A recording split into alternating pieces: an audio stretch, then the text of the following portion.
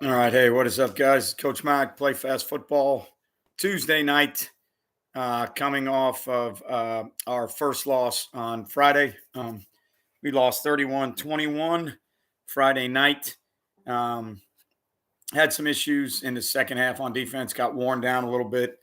Um, had the ball run on us a bunch. We were not very physical up front. Always interesting coming off your first loss, trying to fix things, trying to figure out what you need to do to get better. Only gave up 7 points in the first half. It's becoming kind of a a little bit of a theme for us. I've been there for 2 years now. We've lost 4 games, and 3 of the 4 games we've lost, we've given up 7 points or less in the first half, and then we give up 20 points or more in the second half. So when you go back and you look at that statistically, analytically, you start looking at, all right, how much was different? Did they do anything different? Was it schematically? Was it halftime adjustments? Were there things that we missed? And when I run through kind of all the film and the analytics, there was really nothing different done in the second halves. Um, we were worn down. Our tackling became really poor. Um, Gap responsibility started to become poor. So one of the things that we figured out is we've got to start repping more guys in practice early in games. We have to play more players early instead of waiting for our guys to get gassed and then putting subs in. We've got to trust some other guys to play as early as the first series if there's a longer drive, the second series if there's longer drives, because we're getting kind of worn out in the second half. So, the issue right now is we're a little bit small on the defensive side of the ball, and people are kind of forcing the issue and running the ball right at us. So we've got to find a way to fix that. And so far the fixes have been movements, pressures, coverage adjustments, schemes, and I kind of told our guys this week in practice at some point we've got to be able to line up and defeat blocks. We've got to line up and fit runs. Every answer can't be a movement, a pressure, a scheme.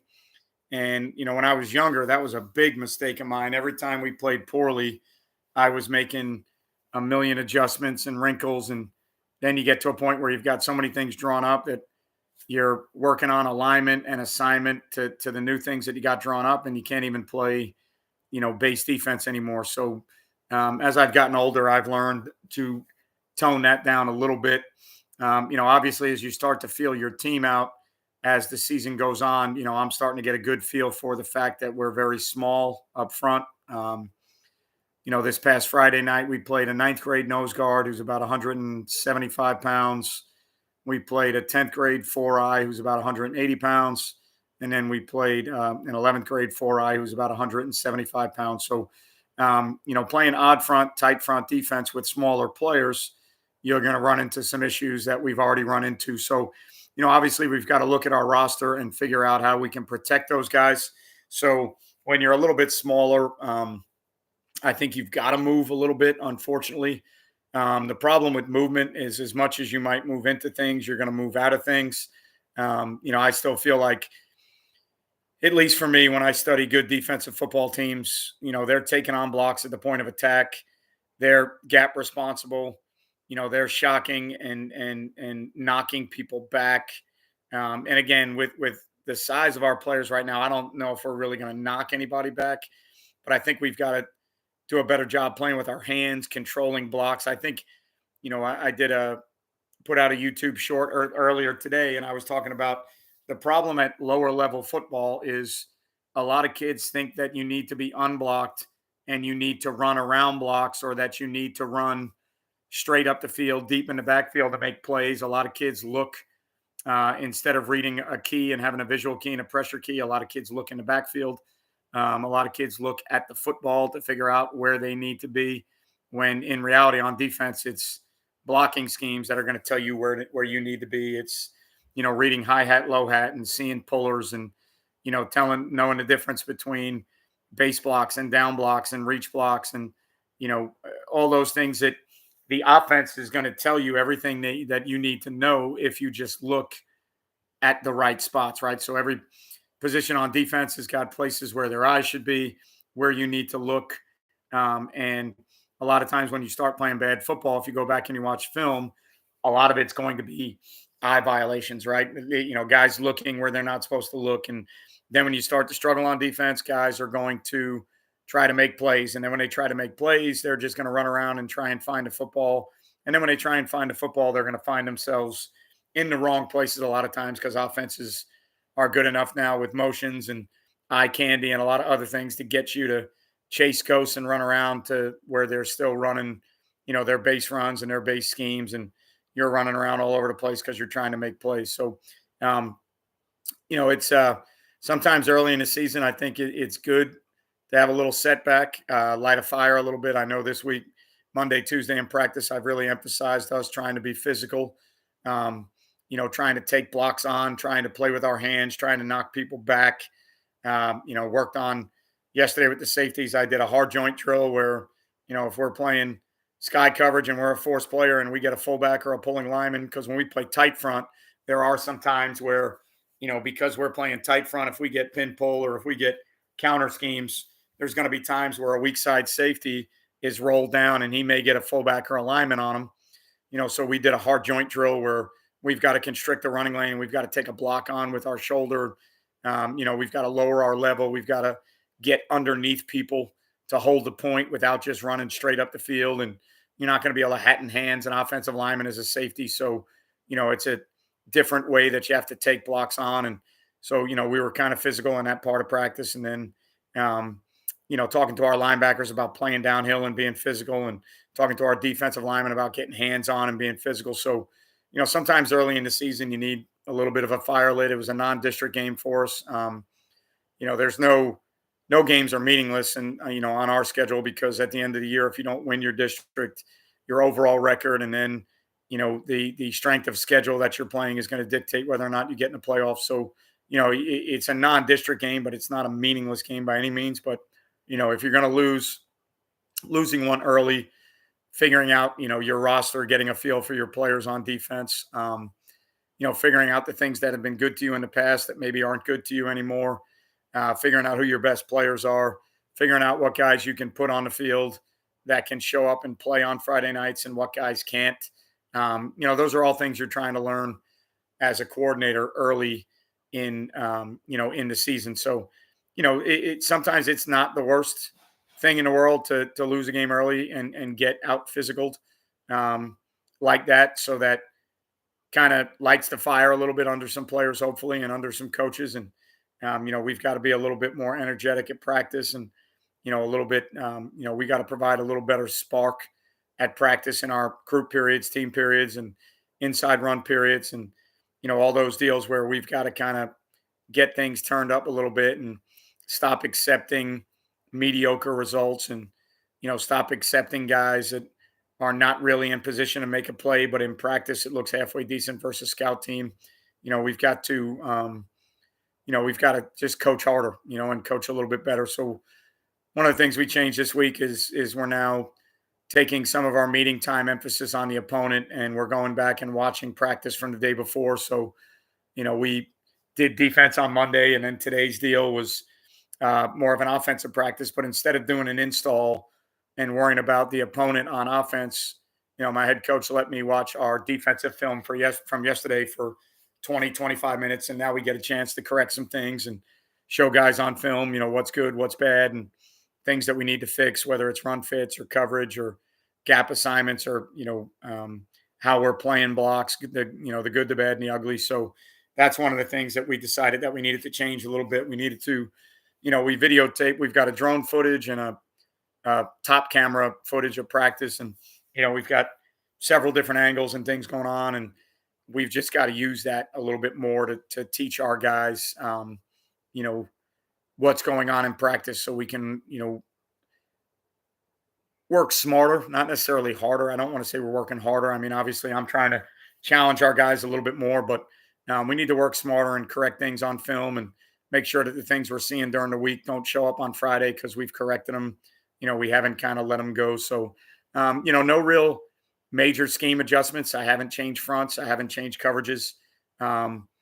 One thing I think we're going to go back to on early downs is maybe a little bit more six-man hot pressure. So, being able to send six, but play with zone eyes, uh, and if we're going to struggle with some run game stuff and we're going to struggle because we're smaller, we're going to have to get people behind the chains. We're going to have to get people off their down and distance calls. So, um, early downs, first down is a good zone pressure down. It's a good 5-6 man pressure down if you can play it with zone. One of the things you got to be ready to do, though, if you're going to play those types of pressures, is defend access throws and stand up screens. And teams are going to see you sending guys, and they're going to raise up and throw bubbles and stand ups and get the ball out there. So you've got to get your guys playing with eyes on the QB and vision and break mentality. You got to get them ready to run when the ball comes out of the quarterback's hands, and you got to make tackles in open spaces. And then you got to mix in some man deals, so that when you're pressuring and they're throwing a lot of these access and nows, you got to take some of those away by covering people up. So, I think that's one of the things that's going to have to change a little bit. We're going to have to probably pressure more on early downs, try and create tackles for losses. We haven't looked at it yet this week, but I think next week I'll start looking at stemming the front a little bit, maybe moving some guys and stemming to where pre-snap, if we get some movement, maybe we can draw some penalties. Maybe we can get guys to go off sides, or, maybe we can screw with blocking assignments by stemming the front a little bit. Any way possible. If you can't line up and play base defense and fit runs, then you're going to have to find a way to win on first and second down to get people into third and longs. We're pretty good on third down. We've got a pretty good third down package with a good group of guys that can run, rush the passer, cover. So, our third down package is solid, but we got to get people into third downs, right? You got to get people into 3rd and 7 or more, or 3rd and 8 and more, where you can use those groups. And 3rd and medium and 3rd and short is not really good for us with our personnel. So, that's one of the things that we're going to look at, trying to do a little bit different is pressuring on early downs, and probably more zone pressures than man pressures. We're not really built to be a man pressure team, but we have to sprinkle man pressures in so we can cover down on some people. But, that's kind of where we are right now. So 2-1, off to a good start, not a great start, obviously losing a game early, but, by no means are we out of it. By no means are we down in the dumps about the season. But, we've got to clean some things up. We got to get better. And, one of the reasons I wanted to jump on every week here is I wanted to see if anybody out there, what they were dealing with, what was giving them issues, people running the ball on us, moving our 4 eyes off the point, doubling our nose and getting movement because we're not very big up front. So, I wanted to see what everybody else was seeing, what they were doing, what they were struggling with, what they were doing well, things that have worked for them, adjustments that have worked for them. Every week we do this. It's kind of a weekly checkpoint to kind of talk to people and get other people's opinions and questions and answers on things that are going on out there and what you're seeing in your world. If you're coaching, what you're seeing that's giving you trouble, what you're doing, you think that's working, things that you need help with in practice, things that you need, that you're trying to fix, or things that you're trying to play. So, during the season, I mention this every week, you're not going to be able to talk to college people. You're not going to get clinics. The best you can do is watch some college games and decipher what's going on there.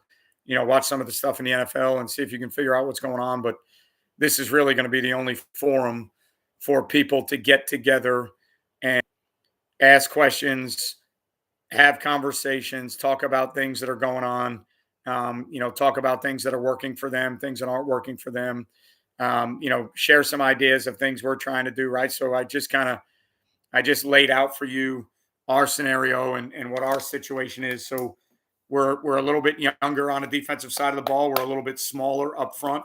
So, we've got to figure out a way that we can stop the run without completely changing defensive schemes, right? So I don't want to change my entire defensive scheme because we've struggled to stop the run early. I'm not in a position yet where, I feel like we have to scrap the whole defense. We're small up front, so if we change and play 4 down and go to 4-2-5, we're still small up front. So that's not necessarily the answer. our bigger bodies, our offensive linemen playing both ways, that's not really the answer. So, at this point in the season, the answer has to be, how can we protect our kids playing our base defense? What are the wrinkles and adjustments off of the base defense? And again, if it's movement, if it's pressure, we've got to be smart about the movements. We got to be smart about the pressures. And then we've got to do a really good job coaching the movements and the pressures, because again, at the lower level, one of the things you're going to struggle with when you start to move and pressure is kids are going to run by a lot of things, right? So right away, they think when you pressure that you're pressuring the quarterback. Well, if high school is 75% run, when you pressure, you need to be able to pressure and play the run game.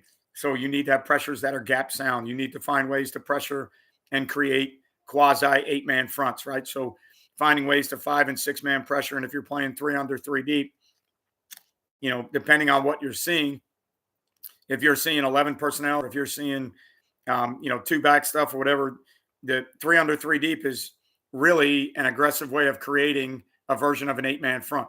So, if that's the way you have to defend things, then so be it. But I think you've got to coach those things, that when you're moving, that guys just don't run around and go, hey, I'm running around in this pressure blitz path so that I can get to the quarterback. Sometimes blitz is not the greatest word to use, because even young players that don't know a ton about football, if they played Madden or if they played NCAA football on PlayStation, they think blitzes mean get to the quarterback. And, I like to use the term pressure more than I use the term blitz, because a lot of our pressures are designed to stop the run. That's how we have to change up blocking schemes. That's how we have to try and get free hitters. That's how we have to try and generate tackles for losses. So, early down zone pressures, early down movements, not trying to get to the quarterback, because right now getting to the quarterback is not really the concern, and it's not really the issue. The issue is being gap sound and protecting players that aren't very big at the point of attack, and trying to figure out how to do that. And that's what makes, week in and week out, that's what makes coaching, as frustrating as it can be, that's what also makes coaching fun. That's the chess match. That's the ins and outs of, okay, what do we think we're going to see? What are they doing on film? What will they probably try to do to us now that they have film on us? So you have to assume that the ball is going to be run, regardless of what teams are doing. Most teams are going to do what they do, but, regardless of what they've done in weeks previously, if they feel like they can run the ball on us, then they're probably going to line up and try and run the ball. If they have any bigger or heavier packages, we're probably going to see more of their bigger, heavier packages. So we have to plan on defending those things. So, everybody's got a team, everybody's got a roster, everybody's got players, and, you can't buy new players. You can't draft new players. You've got to find players in your program that can play, that you can count on, that you can trust, and that are going to play hard. And now you've got to plug those pieces in and do your best to protect those pieces, right? So, that's where we're at. Not a schematic change, not a philosophical change.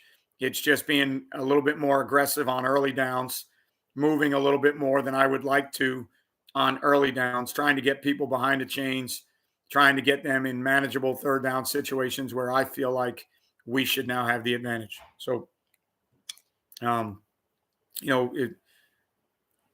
you guys that are out there that you're on the live right now, are you coaching? What's your record? What things are you playing well? What things are you seeing? What things are you not playing well? I don't want this to always be an hour dissertation on what we do. The YouTube channel is already set up for an hour dissertation on the things that we do. So, I can go through and tell you all the things that we're trying to do, and all the things that we're working on, and all the things that we're struggling with, and all the things that have been good to us. But at some point I'd like to hear other people, get some conversation generated about other people's schemes and what they're doing and what they're trying, what's working, what's not working, things that you have to change up. Do you have to change practice plans? How are you, are your practice plans not getting done the things you need to get done? Are you not accomplishing what you need to accomplish in practice Do you need to spend more time in different areas? One of the things I mentioned on a lot of the videos I've done and in the YouTube lives, we do tackling circuits more than any program I've been involved with in my 45-year career of playing and coaching football, and we still tackle poorly. So, um, we're not adding tackling circuits in because we do them every day of the week already. Every day that we're in pads, shells, or helmets, we do tackling circuits, whether they're live, tag off, helmet only on bags, or whatever it may be. We do tackling circuits every single day. And, what we're trying to figure out now is what tackles are we missing in games where I've mentioned this in the past. We're an Atavist tackling system. Atavist gives us a report every week about what we're doing in tackling, where we're struggling, our helmet contact, our shoulder contact, all the pluses and minuses of what's going on. And then they give us drills that we should be doing. So, we're trying to figure out what drills we need to do. Hey, Coach O'Malley. And we're trying to figure out what tackles we're missing, and then how do we incorporate those drills into our tackling circuits. It's hard this time of the year. We've already been hit with the injury bug. Defensively, we've already lost 3 or 4 players. Offensively, we're thin at a couple positions. So it's hard to tackle to the ground this time of year when you're losing players. But when you're struggling tackling, at some point as a coach, you need to see your guys get people on the ground. And I'm not going to buy that we can tackle until we get guys on the ground. So, unfortunately, early in the week for us, we got to try and tackle to the whistle and, be as smart and as safe as we can. But when you struggle tackling, you've got to, and at some point during practice, you've got to see guys get tackled and get guys on the ground. And when you're struggling with, being not physical enough, the other team's being more physical than you are, then at some time during practice, you've got to practice being physical. So, I think that's everybody's concern. The concern would be, do you have numbers out there to make tackles? Are you getting out leveraged? If you have numbers to make tackles, is it a tracking issue? If you have more than one guy out there, are they able to understand where to send the ball, how to vice the ball between 2 tacklers? All those different scenarios that you can't just break down missing tackles. You got to break down how or why you're missing those tackles. And, if they're getting numbers to the perimeter, whether it's tempo and spreading you out and you can't match it, if they're getting numbers and they're blocking one guy and it's ripping, then it's got to be a schematic adjustment. If you're getting 2 for 2 or 2.5 for 2 and not sending the ball where you need to, or, you're not, one guy's being blocked and one guy's a free hitter and the free hitter's not making tackles. Well, now you got to continue to do drills in space where you're setting up perimeter drills and you're throwing now screens. And then every once in a while you throw the slip or the go and make sure that guys are honest about how they're playing that. So, I think analyzing how and why those tackles are being missed, is probably the first key component to it. Again, if it's schematics and they're getting 3 for 2 out there, or they're getting 2 for 1 out there, well, then obviously you've got to make some type of scheme change. If it's not numbers and it's just leverage, tracking, open field, getting guys on the ground, closing, then, you're going to have to continue to do tackling circuits that emphasize open field movement, sprinting, coming to balance, near foot, near shoulder, all those things, which that's kind of what we're emphasizing right now. So our tackling circuits this week, ended up being a lot of open space, closing, sprinting, and then having to be able to come to balance, and then near foot, near shoulder, eyes up, face mask up, neutral neck, all those good things. Played 4 top 10 teams. We are undecided and young up front as one. This week we saw a lot of 2-gap slants out of odd with a variety of blitz schemes. Yeah, if you're young up front and you're having a hard time handling that, then obviously the movements, the movements and pressures are going to become an issue. If you're trying to run gaps, then you just got to get your guys comfortable gapping things out when they move. If it's a physicality issue and you just can't handle the people you're playing, then the only thing you can hope is, as every week goes by and guys get a little bit older each week, even if they're younger players, every game they play, they gain experience and they get a little bit older and they get comfortable with the physicality and the speed. And, I would think the biggest thing when you're young, avoid changing schemes, avoid what's going to happen if you're having problems blocking people is either the OC or the head coach is going to try and put in new schemes so that you can move the ball, get first down, score points. And, if you're having trouble with your base stuff, you're probably not going to pick up new stuff and be able to execute it. That normally is the cheap and easy answer. Draw up new stuff, diagram new things. And unfortunately, that's not always the best answer because if you can't block your base that you've been working on for weeks at a time, you're probably not going to block a scheme that you work on for 2 or 3 days.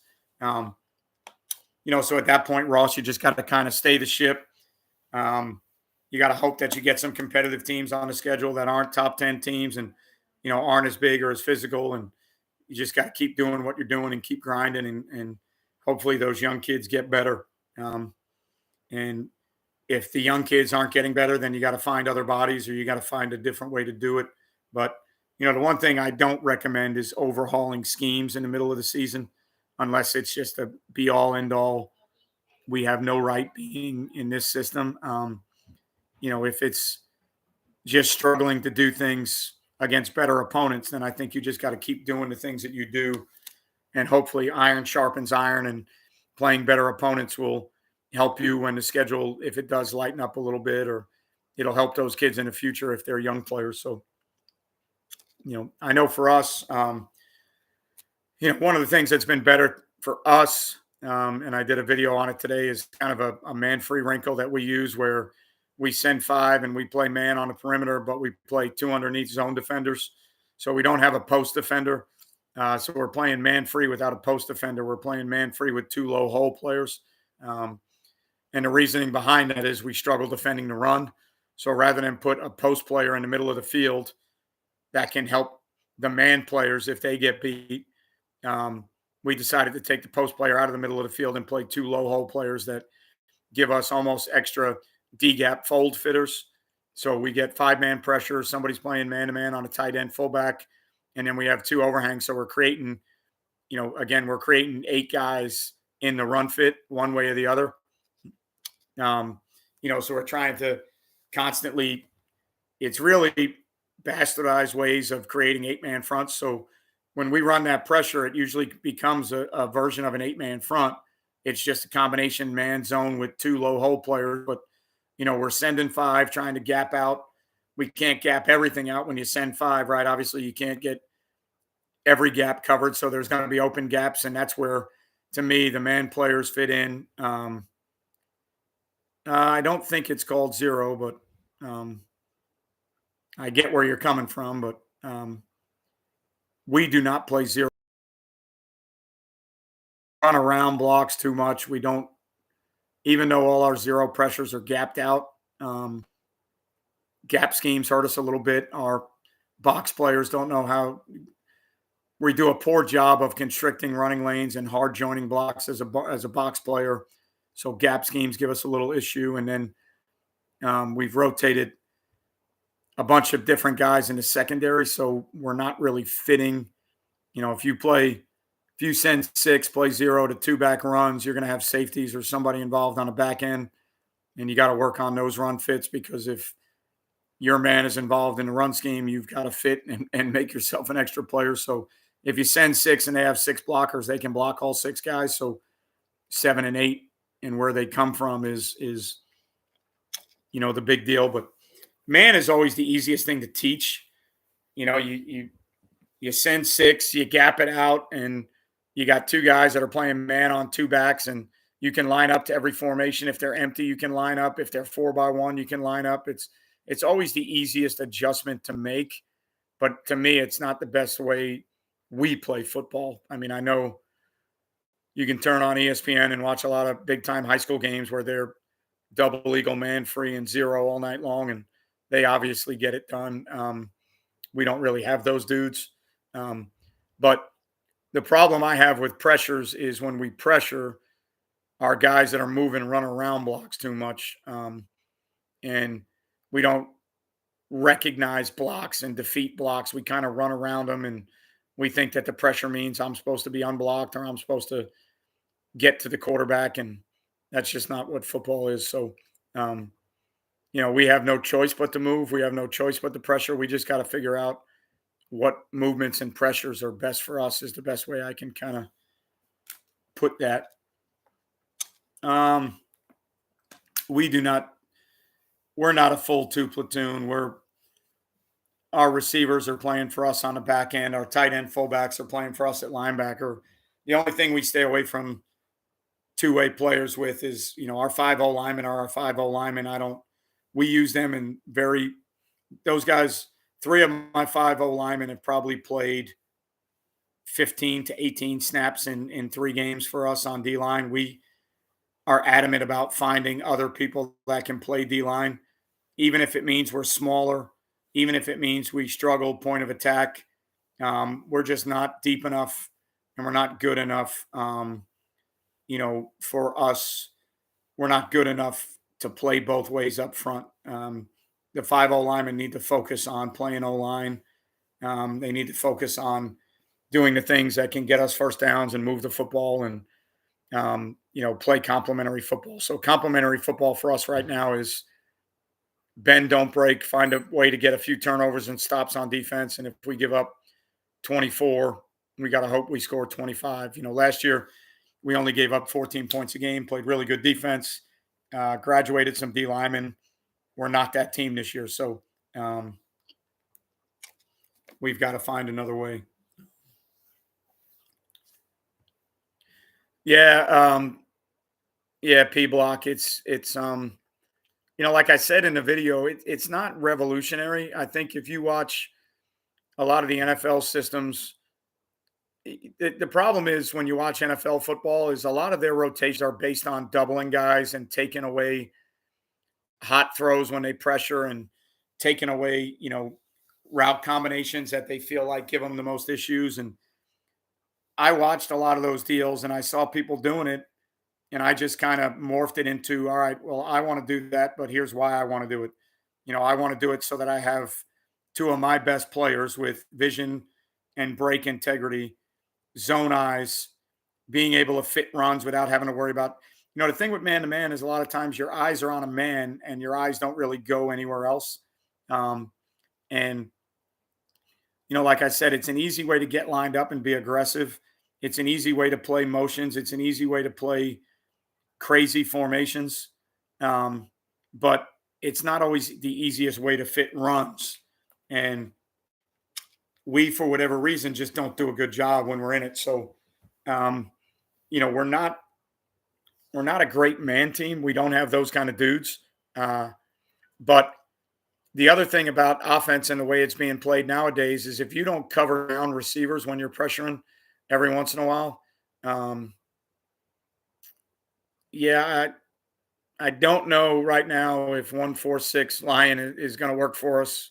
We're getting the ball run on us, and I think if anything, if we had the players to do it, we might need to be like an 8-2-1 or a 7-3-1 or something like that, but we just don't have those guys. So for us, it's always going to be some version of 3-3.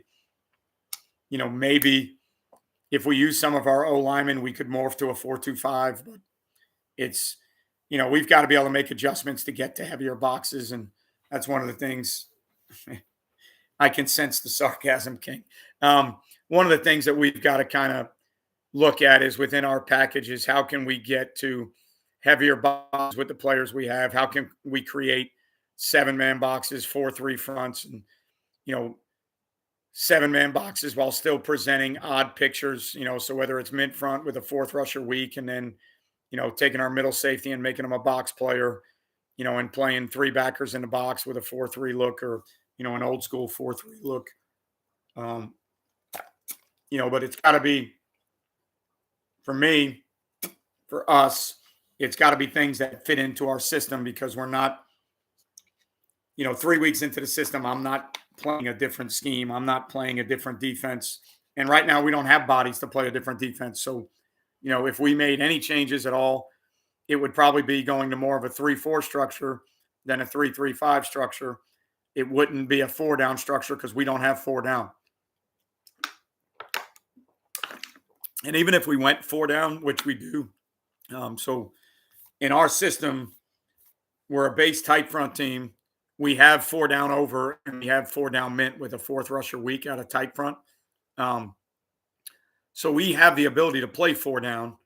But for us right now, the issue is the 4 down are still the same kids and they're still the same size. So 4 down is not the immediate answer. I think the better answer for us is loading the box, and changing some of the double team combinations, and changing where guys are working to, and changing the picture in the box while trying to keep run fits as consistent as possible. So, you know, finding ways to kind of change the presentation without changing the play.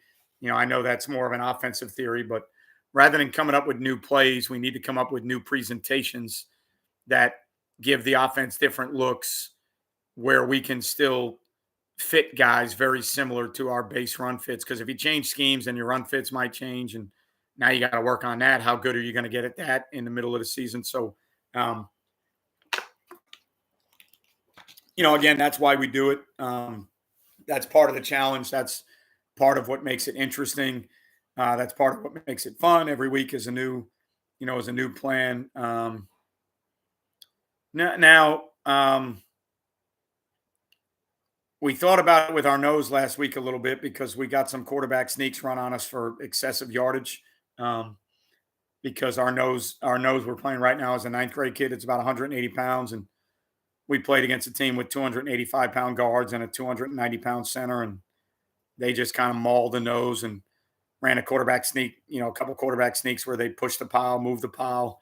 Didn't really push the pile because that's kind of illegal in high school, but they they were just kind of mauling the nose. And then when we went to even fronts, they were, mauling the 3 and the 2 eyes. So we had to do some other things, and we got a 4th down stop on 4th and short on a quarterback sneak. So, we made some adjustments that helped at times, but I've had to do that in the past. I'm not in love with it.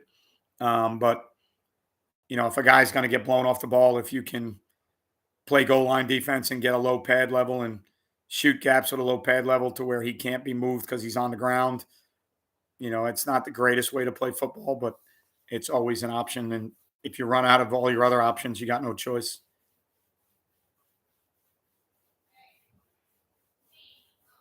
Yeah, I mean, we probably don't really have a choice but to move. I just don't like moving with small players because now when you move and you get washed 3 gaps over. So um, guys that start to move when they're smaller, um, if you move into a B gap and you get down blocked by a tackle and you're on the move and your feet aren't in the ground, a lot of times you get blocked even further. Um, the movement part becomes more trying to use speed and quickness and trying to change blocking schemes. Um, but the more and more I watch the better teams play defense, it's all about holding the point of attack. It's all about recreating the line of scrimmage, and it's all about gap responsibility. And really good teams take blocks on, destroy blocks, and make plays. Really good teams don't always find ways to have free hitters and guys in the backfield. Um, they find ways to take blocks on, fit runs, and then guys that are blocked end up making plays as much as guys that are unblocked making plays. So the big emphasis for us this week was trying to get guys to understand how to recognize blocks, take blocks on, and defeat a blocker to make a play. Not our answer was always pressures, movements, and trying to get exotic to get free hitters and guys in the backfield to make tackles for losses. And I think it's a good theory, but as much as you move into plays, you move out of plays. And now you're trying to tendency everything to go, okay, we're going to move to the back, we're going to move to the sniffer, we're going to move to the tight end, we're going to move to the field, or we're going to move to the boundary. And, now you get to where you're kind of guessing a little bit. And, I've been there too. I've been on that side of the fence where you have no choice but to guess and bring people. But I still feel like, especially when you're younger, I still feel like you've got to try to continue to teach base defensive theories, to continue in individual periods and inside run periods to work on striking people, getting hands on people, bench press, separate, defeat a block, and make a play when the ball declares itself. Because when you have younger players, that's really the only choice you have to get them better. The short term fix is pressure. The short term fix is moving. Um, but those kids really, if all they do is move and pressure, yeah, if that's what you need to do to stay competitive, I agree with that. But if they're young players, then they're never really getting better. Like that's always an issue I have on JV with JV football. If you're struggling to play defense on JV and you build in some pressures and some gimmicks, you may stay competitive in JV games, but those young kids never learn anything. So, if you're not teaching them to pattern match, if you're not teaching them to run fit, if you're just teaching them to pressure, yeah, at times that's a good answer to stay competitive in JV games, but I don't think you're getting better playing defense. And if there's any young kids that you like, at some point you've got to kind of sacrifice results and competitiveness for what is in the best interest of the program moving forward. Because really, JV wins and losses, they build confidence in players, they build momentum in a program, but most coaches don't get fired for losing JV games. So, at the end of the day, your JV is really your developmental unit that you're trying to get kids to help at the end of this season or next season. And if you're just doing things on offense, defense to stay competitive in JV games, I know it gets to the point where you have to do that. And we've gotten to that point now on JV where we've got to give them a few more answers, a few more bullets. But at the same time, it's always a give take situation where you're doing those things to stay more competitive on a JV level, but I don't think you're really teaching. Now, not to say that you're not teaching, because if those are pressures you use on varsity, then, the path, the coverage scheme behind it, the alignment of it, what you're trying to do, how you're teaching the pressure, those are all things that are being taught. But as far as playing base defense, pattern matching, where your eyes should be, now I think when you start the pressure, you're just kind of running around and trying to make plays to stay competitive. But sometimes you have to do it. Yeah, I mean, Jack, the first thing you got to do is find a program where you can talk to somebody and say, "Hey, I'd like to volunteer." When you get there, you take any job they give you. You do the best you can, trying to do the jobs they give you. So if it's running a scout team, you run a scout team to the best of your ability. If it's, whatever the job is, if they're asking you to film stuff, you film it. When you go in somewhere as a volunteer, you've got to kind of prove your worth first, and get a feel for the program, get a feel for what they're doing. If they give you a position, then you got to learn how to coach that position inside the scheme, and how to do indie drills that are conducive to the scheme that you're playing. So, um, the first thing you got to do is find a program. You got to talk to somebody about wanting to help with the program, and then when you get there, you've got to do whatever job they give you, and do it to the best of your ability, and show them that you can put time and effort in, and show them that you're available, and show them that you're a team program guy. That's the best way to do it. The worst part, as a head coach for 23 years, I don't really want volunteers that come in and try to be coordinators. I don't want volunteers that come in and want to call plays. Um, you know, I want guys that come in and prove their worth and their value. And then if they stay with the program, then we can elevate their status from there. Yeah, I mean, I think stems are good to mess with blocking schemes. Um, you know, um, they mess with blocking schemes a little bit when you move late. But the other good thing about stems is sometimes you can draw people off sides, and if you can gain 5 yards without having to play a snap and now put people, behind the sticks with their calls, like 1st and 15 is always a pretty good down to play. So that's one of the things Kirby Smart mentioned about stem in the front is trying to get, instead of always getting tackles for loss, if you can generate a cheap 5 yards with an offside penalty because you stemmed, that's always a good way to play defense also.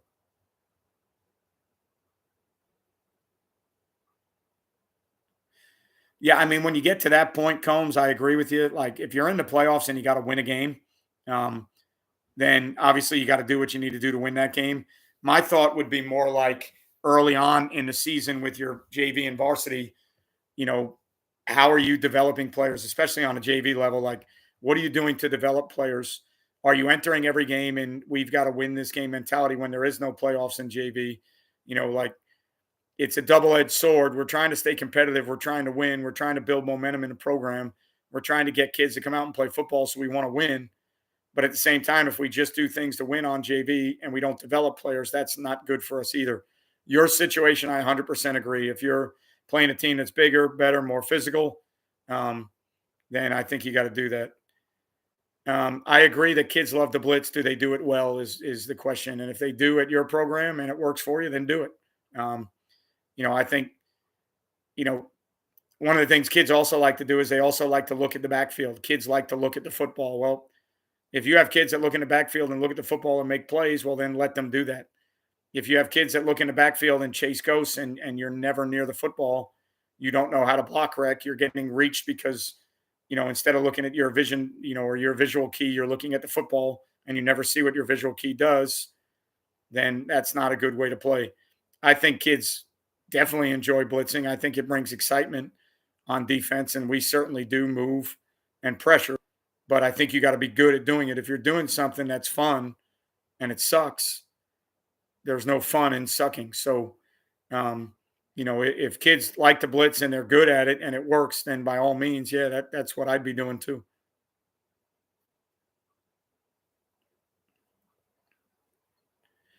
Yeah, so I mean it's the same thing, Jack. If they tell you got to wait till after the season or whatever, as soon as the season's over, get back in touch with them. Tell them you want to be there in the off season at anything they do. Ask if they need help in the weight room or conditioning or whatever they're doing. And then the more you're there and the more you show them that you want to be there and help the program and do all the things that, they ask you to do, then from there, they're going to keep adding, jobs and responsibilities onto to your current position. So that's the best way to do it. That's what's worked out best for me. And it's what's all, when I was a head coach, that's what I liked the most. So, um, or you got Combs, when you guys pressure, is it more man stuff or zone pressure?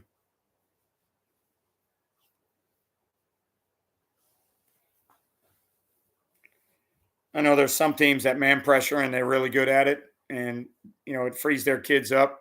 Um, and then there's other people that never man pressure and they're all zone pressure and they do well. So um, we try to carry a combination of both. And for me, it's a tendency down and distance thing, field position thing. Um, certain areas on the field, I'm going to zone pressure. Certain areas on the field, I'm going to man pressure. Certain down and distances are good for zone pressures. Early downs, 1st and 10s are great zone pressure downs. 3rd and 3, the way today's game is played, I don't know how great that is for zone pressures because teams just raise up and throw the ball. And if you don't have guys covered down, you're always rallying late and can't give up 4 yards on nows and bubbles when it's 3rd and 3. So, eventually you've got to cover up and be able to fit things in a man setting. So, when you get to the point that you can carry both and be good at both, that's when you really, because now you've got everything at your disposal.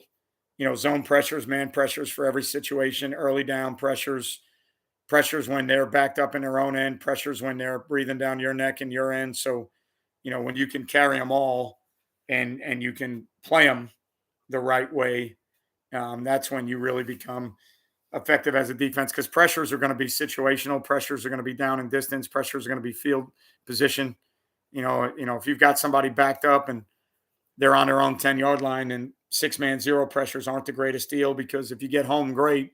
If you don't and something pops, it's just not statistically a great choice to make. So, if you got somebody backed up, zone pressures are always better. If you want to be, if you want to be aggressive and flip the field and you need stops or you're trying to create turnovers, then zone pressures when you have people backed up are always a little bit, better deal. So we carry 3 under 3 deep, 4 under 2 deep, 2 under 3 deep. So, we have different versions of the pressures that we use. So I feel like there's enough answers in there for what we're seeing.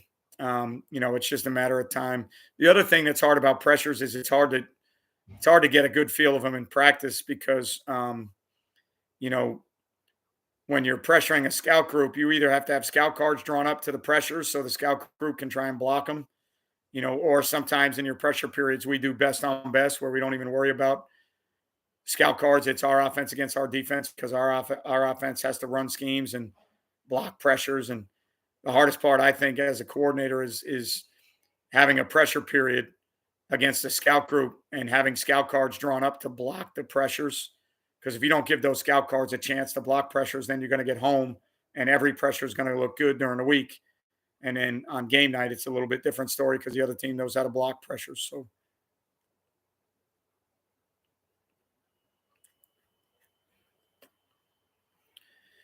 yeah, so we've got some mug stuff. We definitely, the loop stuff has been poor for us this year because when we're trying to loop and we don't penetrate, like we do some stuff where we bring the four eye behind the nose and we put the nose in an A gap and bring the four eye behind him, and then we pressure from the side of the four eye.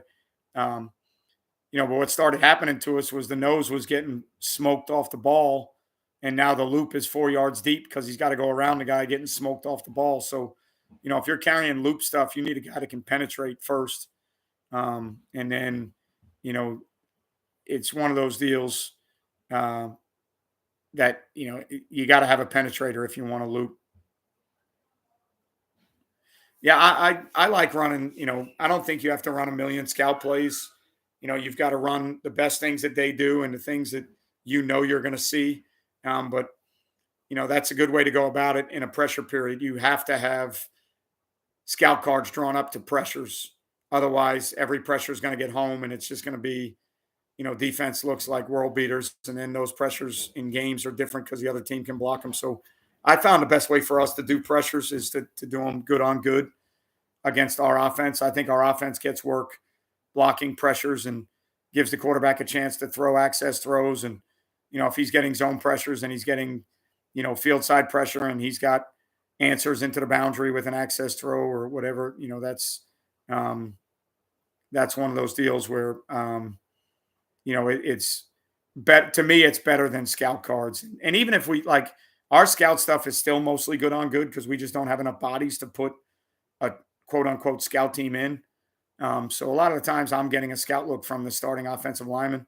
Um, but if it's like a team that doesn't run things that you run and it's a three back blocking scheme or it's a wing T scheme or whatever, you've got to have the plays drawn up to the blitzes to give the kids a chance to execute it so you can actually see what the blitz theory looks like when the offense is executing it the right way and see which blitzes you like and which ones you don't.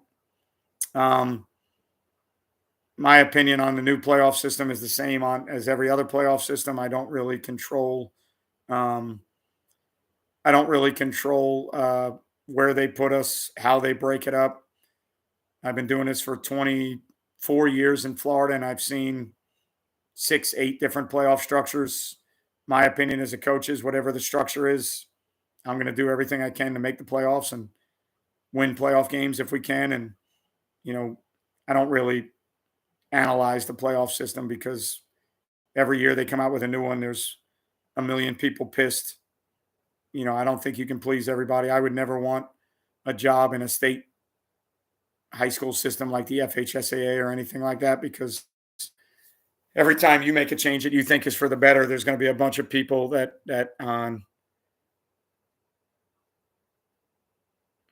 um, you get people that are always going to bitch about it. So yeah, P Block, I probably could do a video on that, but I don't know if my opinion is the opinion people want. Like I don't take one side or the other. Um, I'm not for it. I'm not against it. It is what it is. You put me somewhere I play. I've never appealed a district. I've never put in an appeal to the state to move. Um, whatever district they put me in. Last year you look at it and they throw us in a district with one of the all-time winningest programs in the state of Florida, and we ended up winning the district and going to the playoffs, and then we lost in the first round. So um, to me, the system is what it is. I know that there's a bunch of blue bloods and they're playing matchups that should be state finals matchups. And I know that's where the bitch is. Um, I don't get into geographically in Florida. I don't get into South Florida and the Panhandle and Northeast. I don't get into all that stuff. It's just, to me, it's kind of a waste of time. But are there some matchups that are happening earlier than they should? Probably. The one thing I do like with the strength of schedule is the reason they were doing that was to try and get some regular season games that mattered instead of people that are good paying people to play and beating them by 60 points and winning 9 games a year, because you got to win one or two, um, you got to win one or two quality games, and then the other seven, you're just trying to build stats and resumes, and so you pay. I've seen places play games that they win by 50 points, and they pay people to play. Why you would pay someone in high school is beyond me, but it is what it is. I'm not that guy. I'm not. If it works for them, then so be it. It's just not my philosophy. Um,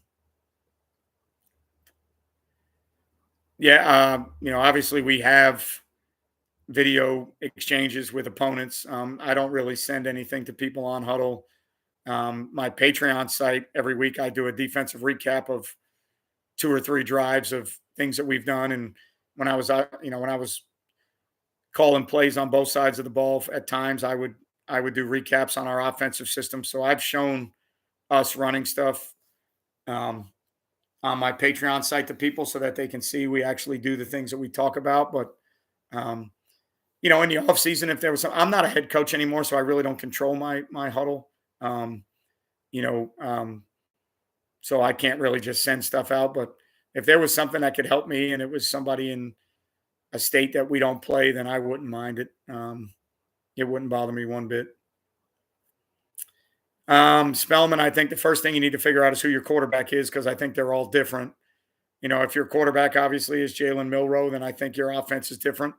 I think you find ways to use him the way that he needs to be used. Um, and then I think you fit your run game to, if it's read elements, quarterback run elements, I think you fit it around that first, and you live with that guy. And then you find out who your playmakers are and where the ball needs to go. Um, so, um,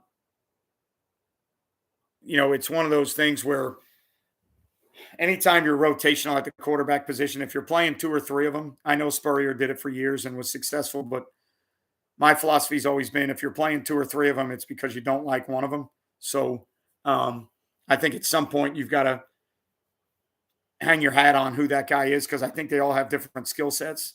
Um, and I think you hang your hat on one guy and you build to his skill set. The good thing is I'm not the OC at Bama, thank goodness. I think Tommy Rees is a good coach. I think he's a good football mind. Um, I just think he's in a little bit of a tough situation right now. So hopefully they'll get better. Um, yeah, it's kind of points based. It's a deal where you have districts. If you win your district, you're automatically in, and then four other teams in the region are going to get in based on wins, losses, strength of schedule, teams you beat. Um, you know, a lot of times, you might win 7 games, but if your 7 wins are against teams that were all 1-9, 2-8, you might lose out. If you don't win your district, you might lose out to somebody that was 5-5 or 6-4. So they try to base it off strength of schedule. I think they do some work with max preps to, now that I'm not a head coach, I don't even care really anymore. Like, we're going to try and win games. We're going to try and, to me, I always tried to schedule tough on the weeks I could schedule tough because I want my team to get better. Um, but I think it's kind of strength of schedule based, and they're trying to get people to play more quality regular season games and get better matchups, I think is why they do it. Um, the step back, K Beatty, was really because I got fired at my last job. Um, and after I got fired, there were really no head coaching jobs open that I was interested in. Um, I wasn't going to take a head coaching job just to say that I was a head coach. I've been doing it for, I was a head coach for 22 years or 23 years, something like that. So I didn't really feel like I needed to be a head coach. I wanted to be in a program where I could coach. I wanted to be in a program where football was important. I wanted to be in a program where, the mentality was building a football program and not, going out and buying a football program, or not trying to go out and get the best kids you can get your hands on every year. I wanted to build something from the ninth grade level up. I wanted to be in a program that was going to teach core values of what it means to be a football player and what it means to be a young man. And so, I got a chance at a place that I respect a lot. And, um, there's no need for me right now currently I don't have to be a head coach. I think sometimes being an assistant opens up more avenues for me to do things with play fast football. It frees up some time in some areas that give me a chance to do other things. So I want to do camps. I want to do developmental areas where, I'd like to get a facility and develop football players for the good of football players. I want to do camps to develop kids for the good of football, not camps to develop players so that they can come to our school. Um, I would try and do camps and invite other head coaches to come out, other assistant coaches from other high schools to come out, to show people that I want to do, I want to do camps to get better. I want kids to play better football. I want kids to be coached better. I want them to appreciate football and how good it is. So there's some other things with PlayFest I want to do, and being an assistant coach kind of helps me do that. Um,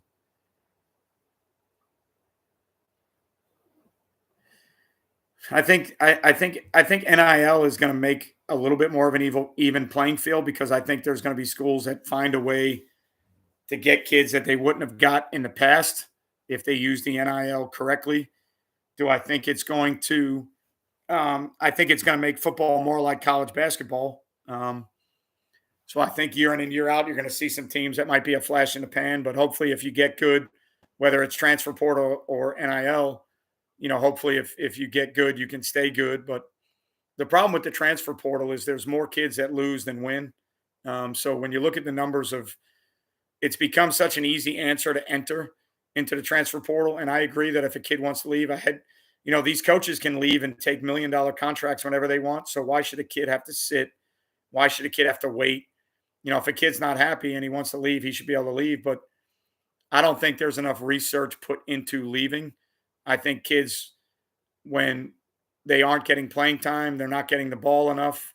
Um, I think they go into the transfer portal, and then now with NIL deals and the way football is, it gets kind of shady with how they're contacted. And I think they get, some people get promised some things, and then, if you looked at I don't know exactly what the percentages are, but if you looked at the percentages of kids in the portal and who ends up with a scholarship at another school, I think those numbers are kind of alarming.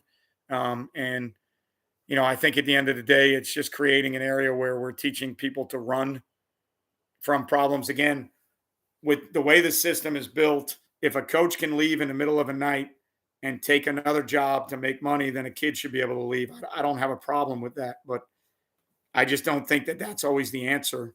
I don't think that's building, young adults the way we need to build them. If something doesn't happen, the way you want it to at work, you can't always quit. If you've got bills to pay, you need a job, you need a paycheck. So I don't think teaching people to leave at the drop of a hat is exactly what we want to be doing.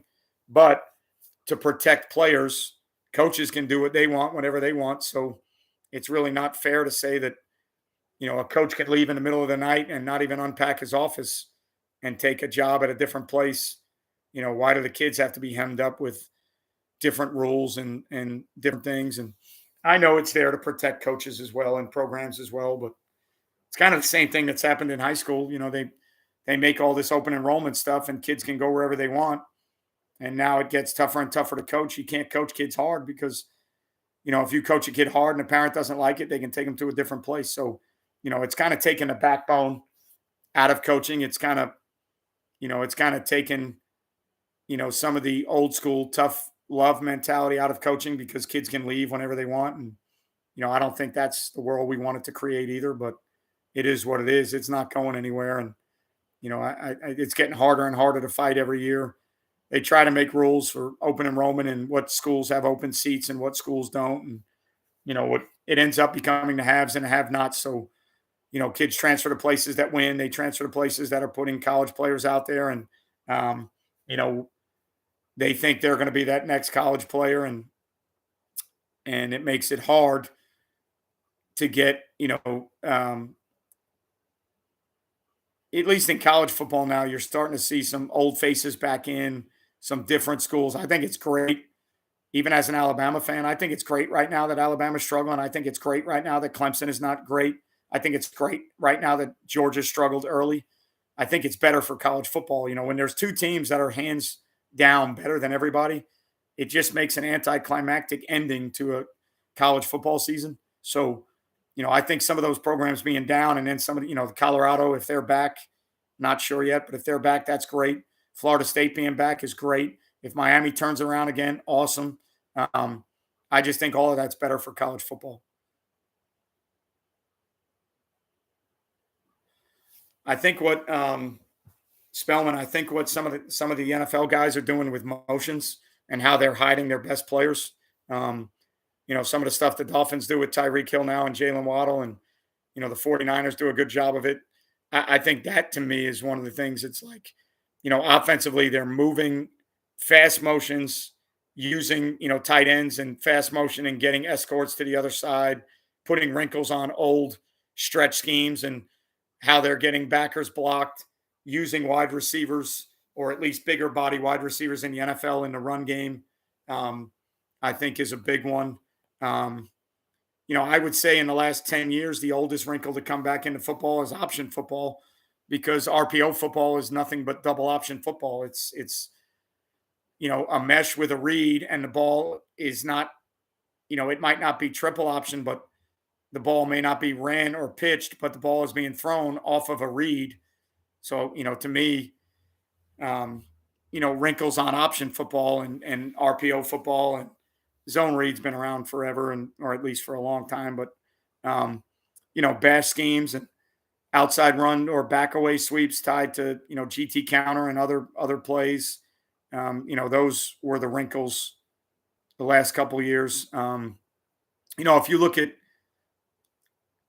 like some creeper pressures on defense, I think that's some of that stuff's a wrinkle on old 3-4 defenses. And, um, you know, the original kind of zone pressure deals were some of the old 5-2 defenses that rush 5 players and voided a zone out.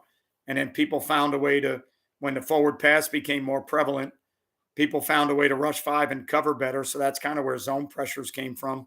A lot of, old school football, a lot of people used to play 5-man fronts and they were all D linemen and none of those guys would ever drop. And then, getting to the 3-4 where the outside guys were not linemen anymore. They were outside backers and they could rush, they could drop. Like those are all wrinkles. When I look at a lot of sims and creepers and things like that, those are all, like 3-4 teams were sending a backer from the field and dropping an outside backer to the boundary. They were doing that 40 years ago. And now teams are disguising it and bringing a nickel from the field and dropping guys or popping guys out. It's just a new wrinkle on old theories. Guys were creating ways to rush 4 and drop 7 35 years ago. And now it's kind of, maybe not the simulated pressure world, but the creeper pressure world or the replacement blitz world. That's been around for years upon years in football. And now it's just kind of got a little bit different, fancier name, in my opinion. But, I would think the motion stuff, I would think some of the wide zone run game using receivers and blocking schemes to get backers blocked. I would think that's kind of becoming some of the new stuff, or at least the newer stuff I've seen. I unfortunately during the season, I don't have enough time to watch a lot of college and NFL football to see what people are doing.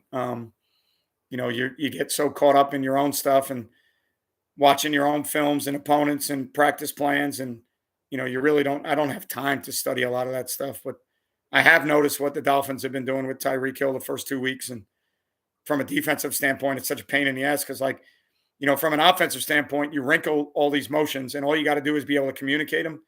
But that guy ends up becoming a 1, a 2, or a 3, or he starts inside, ends up outside, starts outside, ends up inside.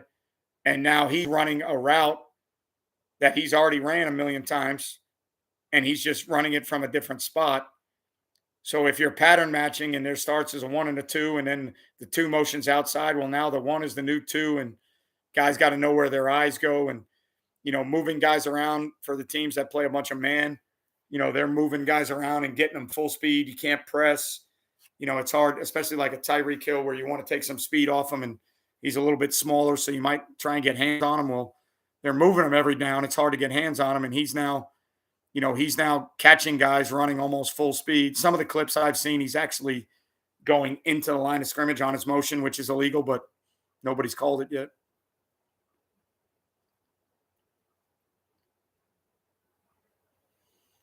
I would play my stuff, Bill, to the best of my ability with some wrinkles. I would not install a new scheme. I would not. I would find ways within my system if it's having to create heavier boxes, I would find ways within my system to get more guys in the box. Um, if it's playing a different front within the system, I wouldn't change coverage aspects. And I would try not to completely change personnel. If you had to play bigger bodies that week, I would play bigger bodies in my same scheme.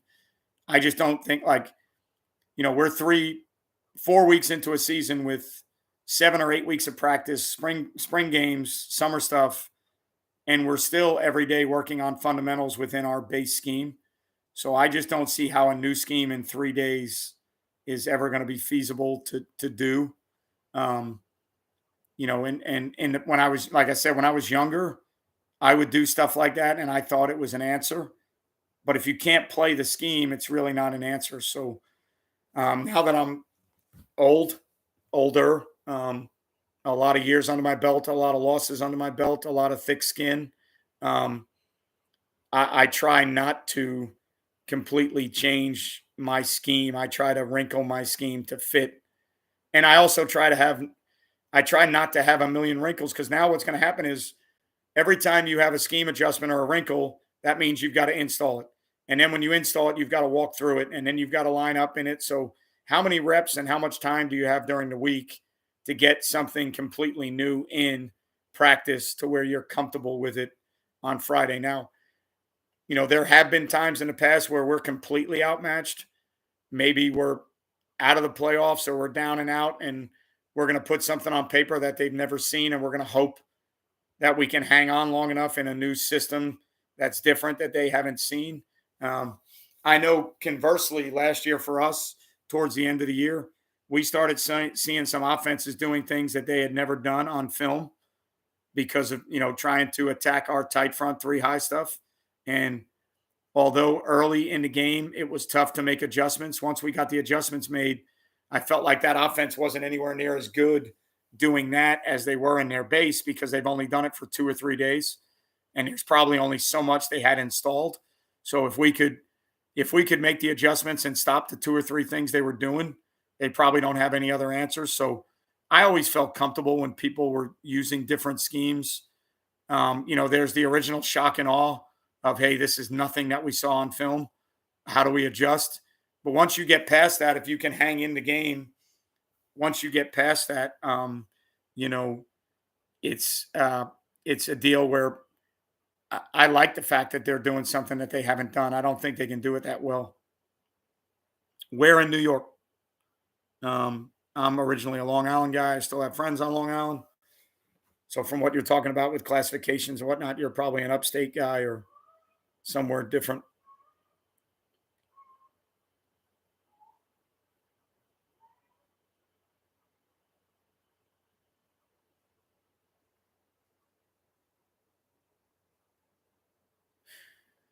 Uh,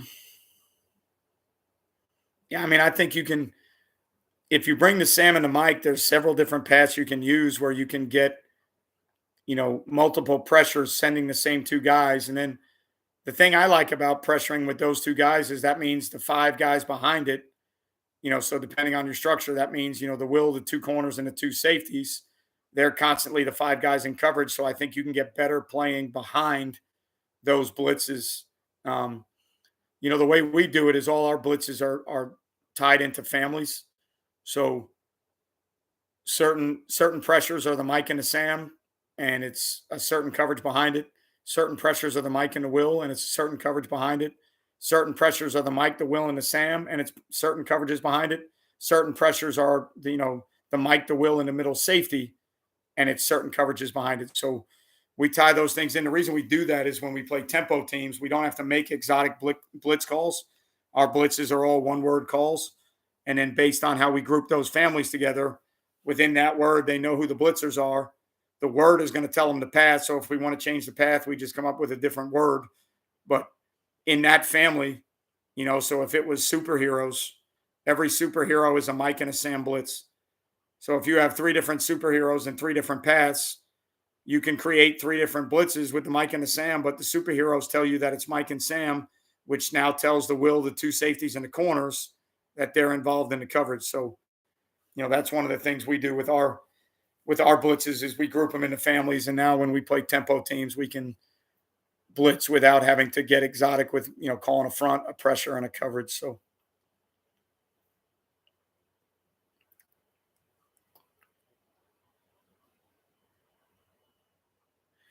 yeah, I mean, I think in their original pass pro, if they're trying to get five out, you're going to trigger hot throws. What'll start happening in time when film gets out is they'll start blocking, they'll start full sliding or 6 and 7 man protecting, and then they'll work the ball down the field if they know that that's the pressure deal. So, eventually, I think eventually teams catch up. And, the good thing is you're not, when you bring the Sam and the Mike, that doesn't mean you got one path. You have multiple paths that you can use. And you probably can change the coverage behind it because the same five guys are playing the coverage. So you can wrinkle some things.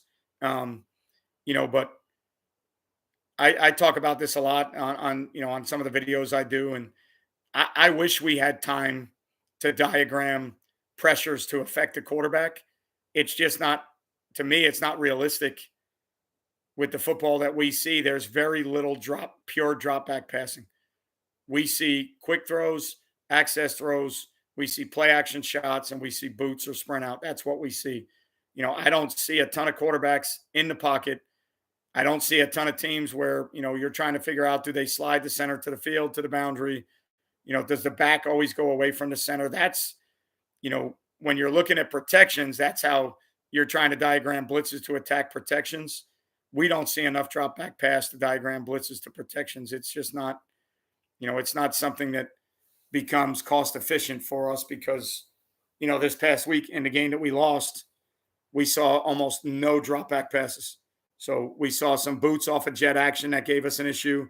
We saw some quick game, spacing game, and then we saw stand ups and screens. We saw no real true drop back passes. It's to me, it's a very small percentage of the football that gets played on a yearly basis. So, if we play 10 games, probably less than 15% of those snaps, and that might even be a high number, are going to be true drop back pass. Everything else is going to be quick access, play action shots, RPOs, or, boots, waggles, things like that. So,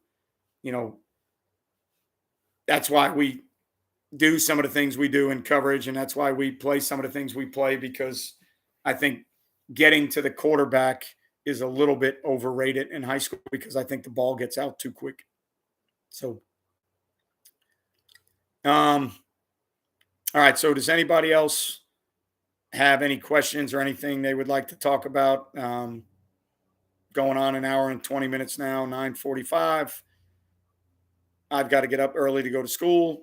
I've still got Wednesday practice to plan and Tuesday film to watch. So appreciate all of you being on here tonight. Appreciate your opinion as always. Appreciate guys giving their opinion on things that they're doing. And there is no wrong or there is no right. If I agree with it, I agree. If I don't, I'll say I don't. But if you do things that work for you and they work, keep doing them. I mean, that's the way football is. For me, I'll always throw out there the things that I think we don't do well. And I'll say that they don't work for us, but if they work for you, then by all means, what works for me has nothing to do with what does or doesn't work for you. If certain movements and pressures are what you do effectively, then that's your job as a coach to continue doing things that you do effectively. So, again, I know some guys ask me about film stuff. The Patreon site that I have, patreon.com/Coach Mac. That's a site where, because it's a $5 a month subscription site, I do way more video stuff, playbook stuff on there. If you're interested in seeing film, because, YouTube is, YouTube is a free platform. So I do whiteboard stuff on YouTube and then film stuff on Patreon. The good thing about Ross, if you just joined, is you can go back to 2 or 3 years ago. There's some offensive stuff on there. When I did the Play Fast Football Clinic, there was a couple clips of 10 or 15 minutes of guys speaking at their clinics. There's some podcast stuff on there that I've done. And then there's some, film stuff of us on defense. 2 years ago, I think there's some film stuff of us running RPOs and stuff like that. So, if you're interested in film and a little bit more than just YouTube whiteboard stuff, then Patreon is the way to go. It's a subscription site, so I don't really bash people over the head with it because YouTube is where I've made, my name, Play Fast name. So I'm never going to leave the YouTube realm. So Patreon's there. I throw it around every once in a while, but I don't really push it. I don't hammer people over the head to join. If you're into film and you want to see us on film, then that would be the place to go. If you want to see me do playbook stuff for diagrams, that would be the place to go. Every Zoom clinic that I did in the off season, there were 7 or 8 Zoom clinics. They're all loaded onto Patreon, so you get a chance to watch those Zoom clinics. So, if you're a ball junkie and you want something extra film, it's got some playbook diagrams. It's got clinics on there. It's a good deal if that's what you're into. So I hope you guys are healthy out there. I hope the weather's been good to you. Starting to get a break if you're down south. We're getting some cooler days. So hope you're winning your games. If you're not winning your games, I hope you guys win soon. And I want all of you to have success unless we're playing. If we're playing, then I don't want you to have success that week, but I want you to have success the other 9 weeks. But I appreciate you guys coming on. I'm going to try and do this probably every Tuesday or Wednesday night during the season. Try and get some more people on here, get some more conversations, making an open forum for guys to talk about what's going on in their season, and again, make it more of a question and answer and discussion session, not just Coach Mack talks about football. There's enough of that out there. So thanks for being here tonight. Thanks for the conversation. Thanks for the comments. Thanks for the questions. Thanks for the answers. Thanks for everything you do for me and for Play Fast Football. Stay safe. Stay healthy. Good luck this week. Roll Tide. All the good stuff. Remember, you won't play well until you play fast. I will see all of you guys next time we do this, and I appreciate you very much. Have a good night.